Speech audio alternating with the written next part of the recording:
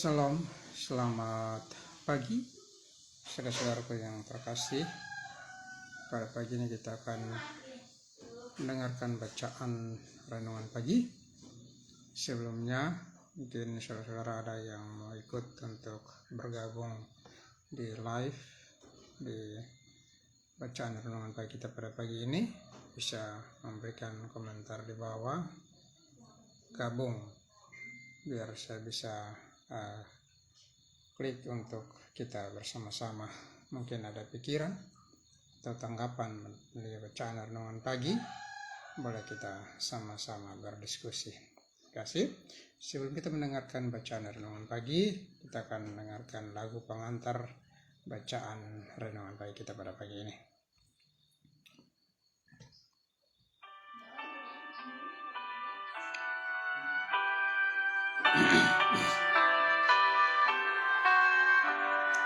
Tuhan Allah hadir pada saat ini, hai sembah sujud di sini, diam dengan hormat tubuh serta jiwa, tunduklah menghadap Dia. Marilah umatnya dalam kerendahan hatimu serahkan, sertaku biarlah jiwaku jadi bait suci di bumi. Masuklah Roh Kudus ke dalam hatiku, beri hormat, kasih dan puji. Kemana ku pergi, merendahkan hati padamu pemuji. Dengan sukacita ku buang dosaku, harta dan keangkuhanku, jiwa dan ragaku sembahkan padamu dengan sepenuh hatiku. Hanya Engkau Tuhanku, hanya Engkau saja jalanku ke surga. Terima kasih. Marilah kita bersatu di dalam doa.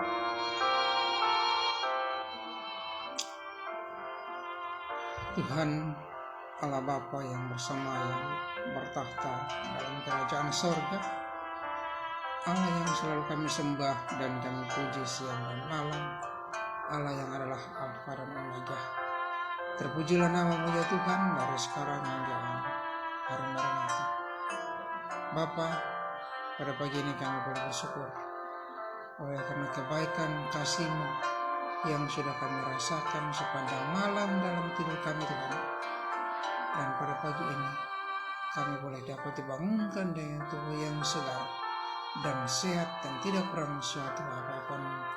Terima kasih Tuhan, pada kesempatan yang indah ini kami hendak mendengarkan firman melalui bacaan renungan pagi.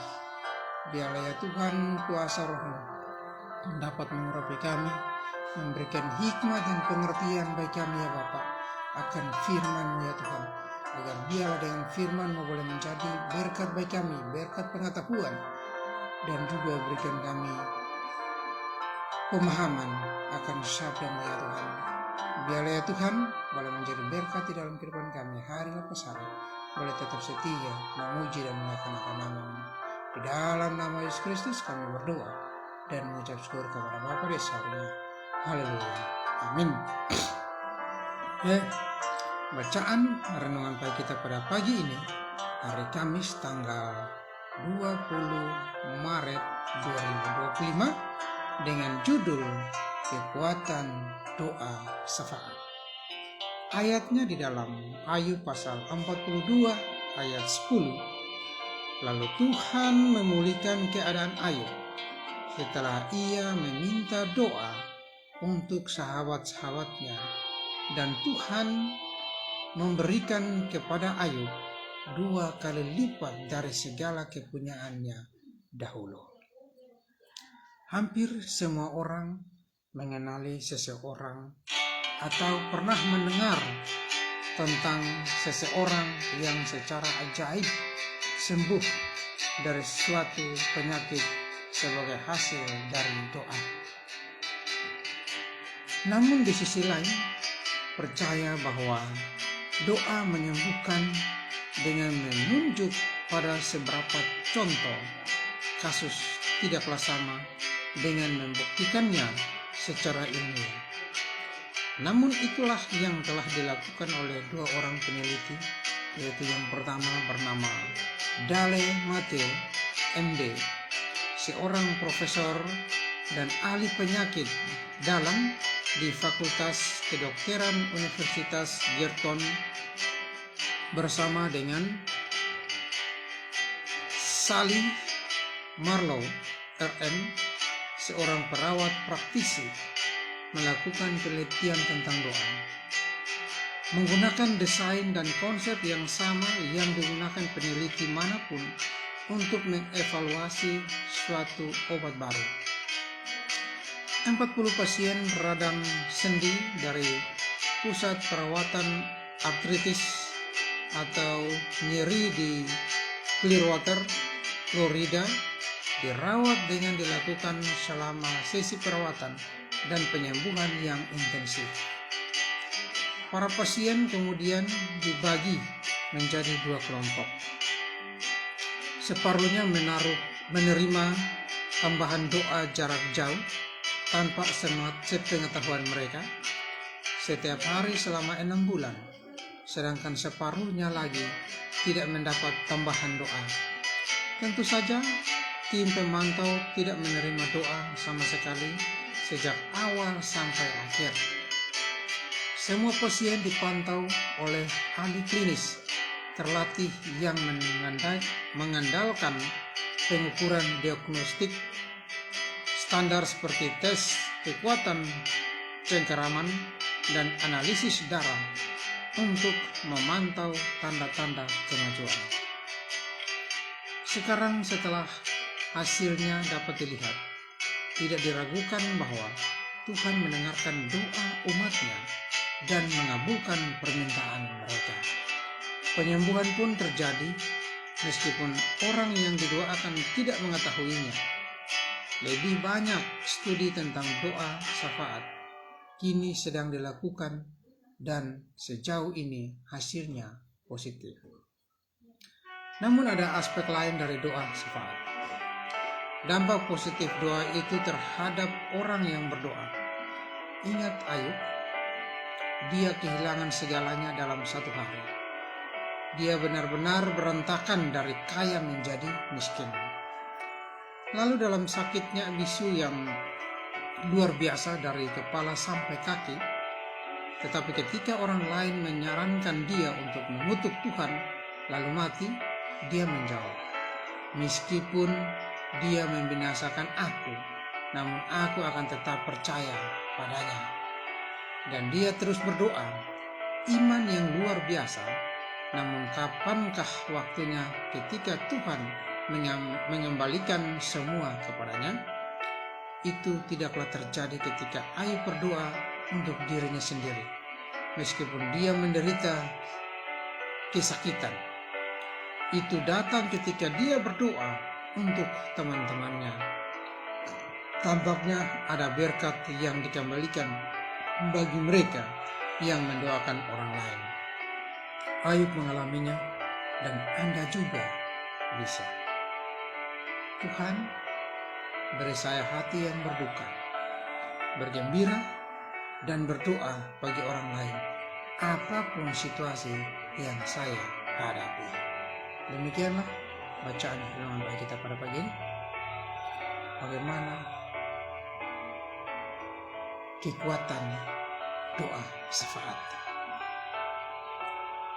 Doa syafaat adalah doa yang mendoakan orang lain, baik orang yang sakit atau orang yang sedang berduka atau orang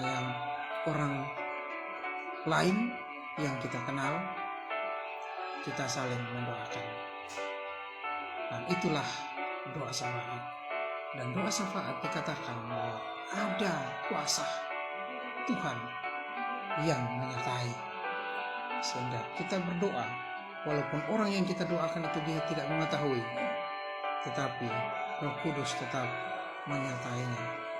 Dan doa kita kepada orang lain, bahkan orang yang sakit, bisa dijawab oleh Tuhan, dan doa itu bisa menyembuhkan orang yang sakit. Sehingga di sini dikatakan bahwa ada 2 orang peneliti, yaitu mereka profesinya adalah dokter, tetapi mereka menerima kutuklah Allahmu dan matilah. Tetapi Ayub mengatakan kepada istrinya apa? Engkau berbicara seperti orang gila. Engkau hanya ingin yang baik saja, tetapi yang susah engkau tidak mau terima.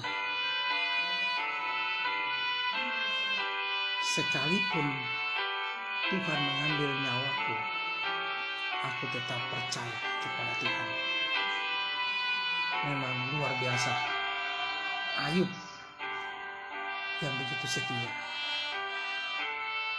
menjadi satu motivasi kita bahwa kita tetap setia apapun tantangan yang kita alami, karena dengan doa syafaat kuasanya lebih. Sehingga kita lihat di sini dikatakan bahwa Ayub di dalam Ayub 42 itu mengatakan apa? Lalu Tuhan memulihkan keadaan Ayub setelah ia menerima doa untuk sahabat-sahabatnya, dan Tuhan memberikan kepada Ayub 2 kali lipat dari segala kepunyaannya dahulu. Jadi jangan kita sudah sakit kita berdoa hanya untuk diri kita. Bagaimana sahabat-sahabat daripada Ayub yang setia kepada Ayub, ada yang datang untuk menemani Ayub, dan Ayub mendoakan mereka. Begitu juga dengan kita. Ketika kita berdoa melalui doa syafaat, kita doakan satu dengan yang lain. Kita doakan orang-orang yang sakit, kita doakan kepada orang-orang yang berduka, kita doakan kepada sahabat kenalan kita. Dan itulah doa syafaat, maka kuasanya akan terjawab. Terima kasih saudara-saudara yang terkasih dalam Tuhan. Selamat pagi, salam Susi Ani Lai sudah bergabung. Marilah kita bersatu di dalam doa. Tuhan Allah Bapa di sorga,